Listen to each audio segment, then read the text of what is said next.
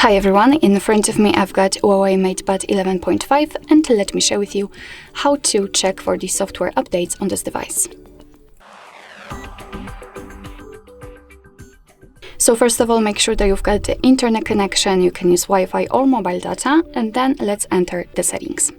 Here we have to scroll down in this left section to the very bottom and tap on System and Updates, and as you can see here we've got the notification which will show us that we've got some updates to download.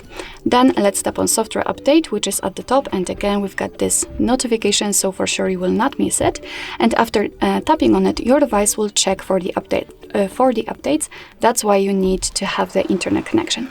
And here we've got also two different scenarios. The first one you can see, you can see the first one right now, which simply means that I've got some updates to download, and the device will of course show you the information what the update contains, and of course you can simply tap on download and install. The second scenario is where your device is up to date. Of course, it will also show you this information that there's nothing to download. Alright, so that will be all. Thank you so much for watching. I hope that this video was helpful, and if it was, please hit the subscribe button and leave the thumbs up.